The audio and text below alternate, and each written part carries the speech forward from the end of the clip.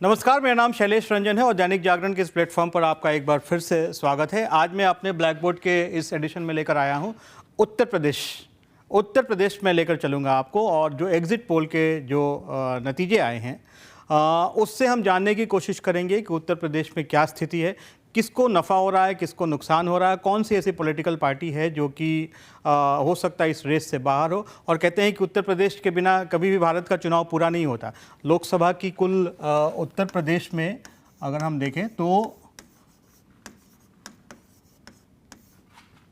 80 सीटें हैं। 543 में से 80 सीटें उत्तर प्रदेश से आती है, इसलिए ये स्टेट जितना बड़ा है उतना ही महत्वपूर्ण भी है। तो सबसे पहले बात करते हैं एग्जिट पोल्स की। जो एग्जिट पोल के नतीजे आए हैं, जिन एजेंसीज़ ने एग्जिट पोल किए हैं, अगर उसको इस स्क्रीन पर लेकर मैं आने की कोशिश करूं मैं, तो आपको कुछ इस तरह का दिखेगा ये। जैसे आज तक ने जो दिया है वो आप देख सकते हैं कि 67 से लेकर 72, यानी कि 80 में से 67 से लेकर 72 सीटें भारतीय जनता पार्टी प्लस को मिल सकती है। और सपा कांग्रेस का जो गठबंधन है उसमें 8 से 12, बहुजन समाज पार्टी को 1 सीट मिलने की बात कही गई है। एबीपी सी वोटर जो कि यशवंत देशमुख के साथ सौजन्य से किया गया, इन्होंने 62 से 66, 15 से 17 और बाकी किसी को कुछ नहीं। आर भारत का 69 से 74 और 6 से 11 सपा कांग्रेस को। इंडिया न्यूज़ दे रहा है 69 सीटें और न्यूज़ 24 दे रहा है कुल मिलाकर ये 68 सीटें।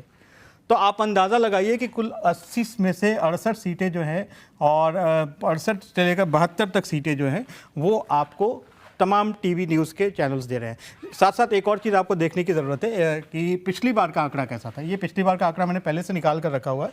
2019 का डेटा आप देख सकते हैं यहाँ पर। माफ़ कीजिएगा, इसमें स्क्रीनशॉट में कोशिश करता हूँ आपको दिखाने को। 2019 का ये आंकड़ा है, 2019, और इसमें देख सकते हैं कि भारतीय जनता पार्टी को 62 सीटें मिली हैं, 62। बीएसपी को उस वक्त 10 सीटें मिली। ये अपने आप में काफ़ी महत्वपूर्ण है। और बाकी जो लोग थे, अन्य थे, उनको मिली है 8 सीटें।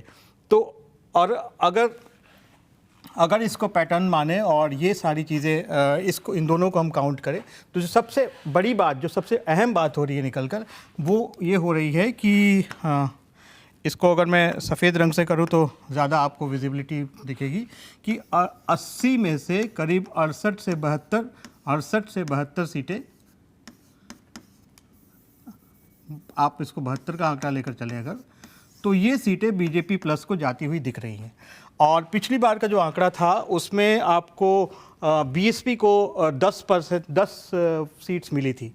अगर ये 72 सीटें बीजेपी को आ रही हैं तो इसका मतलब है कि किसको घाटा हो रहा है? सीधे सीधे ये घाटा जो है वो बीएसपी को घाटा हो रहा है, बहुजन समाज पार्टी को, क्योंकि जो अन्य हैं उनको 8 सीटें 2019 में मिली थी और इस बार जो दिख रहा है वो कहीं कहीं 15 से 17, कहीं कहीं 6 से 11, इस तरह के डेटा दिख रहे हैं। तो जो बीएसपी का जो वोट परसेंट है वो, और जो बीएसपी की जो सीट्स हैं, वो सीधे सीधे दोनों साइड जाती हुई दिख रही हैं। कुछ भारतीय जनता पार्टी के एनडीए को जाती दिख रही हैं और कुछ समाजवादी पार्टी के अलायंस में जाती हुई दिख रही है। मैं समाजवादी पार्टी इसलिए कह रहा हूं क्योंकि इस बार का जो चुनाव जो उत्तर प्रदेश में हुआ है उसमें अखिलेश यादव ने बहुत ही शानदार तरीके से चुनाव लड़ा है। और ये भी कहा जा रहा है, जो वहाँ के सेफोलॉजिस्ट जिन लोगों ने काम किया वो बता रहे हैं कि ज़मीनी लेवल पर समाजवादी पार्टी ने बहुत अच्छा प्रदर्शन किया है, लेकिन क्या वो कन्वर्ट होगा सीटों में, ये भी अपने आप में देखने वाली बात होगी। उत्तर प्रदेश इसलिए भी महत्वपूर्ण है क्योंकि अगर मान लीजिए 80 सीटों में से अगर कोई पॉलिटिकल पार्टी 60, 62, जैसे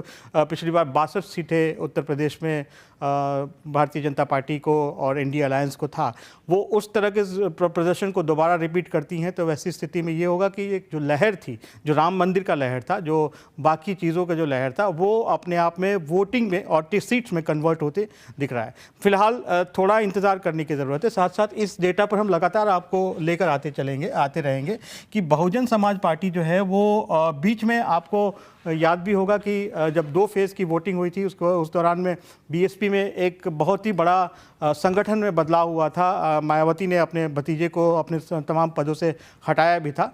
हो सकता है उस तरह की चीज़ें भी आपको देखने, जब वोटिंग का पैटर्न, जब काउंटिंग शुरू होगी उसके बाद देख करके नतीजे आएंगे और जब उसका एनालिसिस हम लोग करेंगे तो उसमें ये भी काउंट करना होगा कि क्या ऐसी वजह थी जिसमें बीएसपी को वोट कम मिले हैं, या फिर मिले हैं तो वो कहीं और गए हैं, या फिर वोट कहीं और शिफ्ट हो गए। बीच में अखिलेश यादव ने भी एक बात कही थी कि मैं जितने भी वोटर्स हैं, सीरियस वोटर्स हैं, उनको मैं कहता हूं कि अब चूंकि आमने सामने की लड़ाई एनडीए वर्सेस इंडी गठबंधन की हो रही है, इसलिए आप हमें वोट दें, ये अखिलेश यादव ने कहा था। तो तमाम ऐसी चीज़ें हैं, लेकिन जो कितना वोटिंग में कन्वर्ट होगा, कितना सीटों में कन्वर्ट होगा, इसके लिए नतीजों का इंतजार करना होगा। फिलहाल इस ब्लैक बोर्ड पर मैं आपको अलग अलग डायमेंशन से चीज़ों को लेकर आता रहूँगा, और आपके पास भी कोई अगर सूचना चाहिए आपको तो आप मुझे लिख सकते हैं। जैसे मैंने उत्तर प्रदेश का आपको बताया, अगली बार हम आपको कोशिश करेंगे किसी और राज्य को, मे बी बिहार को लेकर आएँ, या क्योंकि बिहार में 40 लोकसभा की सीटें हैं, वो अपने आप में काफ़ी अहमियत रखती है, और वहाँ 32 सीटें पिछली बार 39 सीटें पिछली बार एनडीए गठबंधन ने जीती थी। फिलहाल के लिए इतना ही, और अगले एपिसोड में आपको कुछ और जानकारी लेकर मैं उपस्थित होऊंगा। नमस्कार।